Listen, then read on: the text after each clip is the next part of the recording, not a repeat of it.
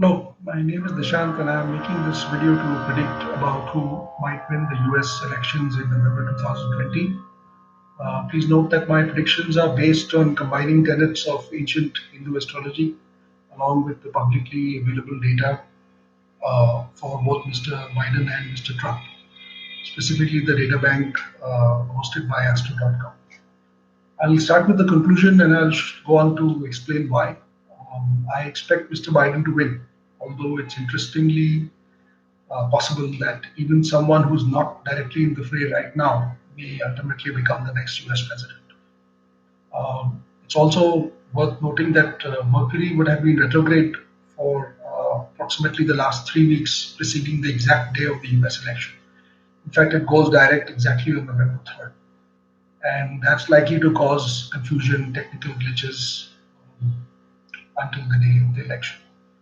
So, going into details of the prediction, coming to Mr. Trump, his birth data has been taken to be 10:44 a.m. on June 14th, 1946, at Queens, New York. Mr. Trump entered a difficult phase in February 2019, with pressures on both his health and his partnerships. And I don't expect that to let up before August 2021. What makes it more difficult is that the South Node, which is called Ketu in India, will enter the same constellation as his birth moon towards the end of September 2020. And in October, it is almost exact to the degree of his birth moon. So things are going to be difficult for him. And as I mentioned earlier, his planetary period is already unfavorable. So I don't expect him to win.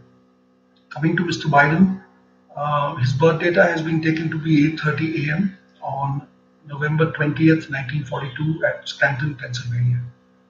Now, Mr. Biden entered a favorable planetary period towards the end of April 2020, and that continues well into the third quarter of 2022, at which time he's likely to come under a variety of pressures, but that's in 2022.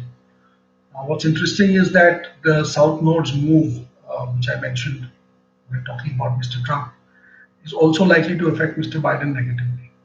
So that's why I said that it's possible that someone who's not directly in the fray right now might become the next 46th US president. If you'd like to consult me, please send me an email at the email address in the title of the video.